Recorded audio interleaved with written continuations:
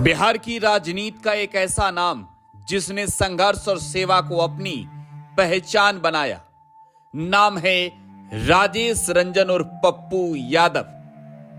सीमांचल क्षेत्र में वर्चस्व स्थापित करने से लेकर देश के संसदीय इतिहास में अपने योगदान तक पप्पू यादव का सफर प्रेरणा से भरा है।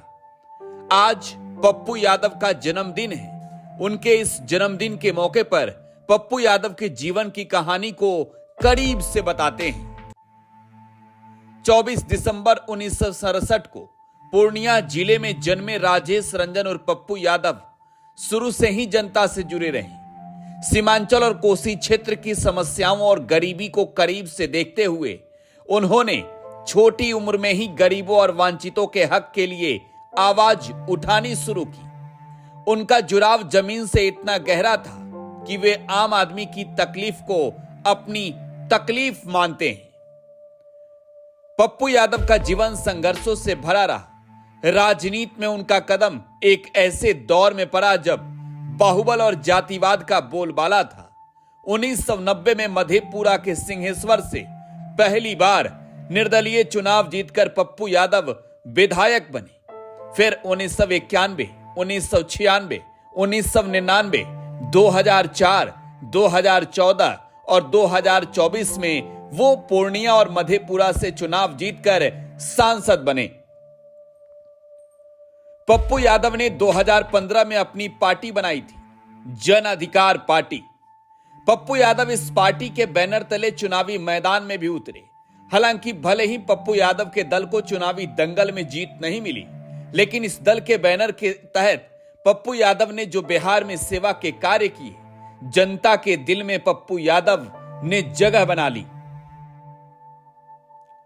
पप्पू यादव ने राजनीति को सिर्फ सत्ता का खेल नहीं, बल्कि समाज सेवा का माध्यम बनाया। उनके संघर्ष का सबसे बड़ा प्रमाण यह है कि उन्होंने हर चुनौती का सामना कर अपनी अलग जगह बनाई है। हालांकि उनके राजनीतिक जीवन में विवाद भी कम नहीं रहे। बाहुबल और प्रभाव के कारण उन्हें कई बार निशाने पर लिया गया, लेकिन जनता के प्रति उनकी निष्ठा और सेवा ने उन्हें हमेशा मजबूत बनाए रखा। सांसद और विधायक के रूप में पप्पू यादव ने सीमांचल और बिहार के विकास के लिए कई महत्वपूर्ण कदम उठाए। उन्होंने गरीबों के लिए रोजगार, शिक्षा और स्वास्थ्य जैसी बुनियादी सुविधाओं की मांग संसद में बार बार उठाई है। उनकी स्पष्टवादिता और बेबाक अंदाज ने उन्हें जनता के नेता के रूप में स्थापित किया। पप्पू यादव की राजनीति में वर्चस्व और बाहुबल की भूमिका को नजरअंदाज नहीं किया जा सकता। पप्पू यादव पर कई गंभीर आरोप लगे हैं और उनमें सबसे बड़ा आरोप विधायक अजीत सरकार के हत्या का भी है। लेकिन पप्पू यादव इस मामले में सुप्रीम कोर्ट से बाइज्जत बरी होकर जेल से बाहर आकर चुनाव लड़कर फिर से सांसद बन चुके हैं।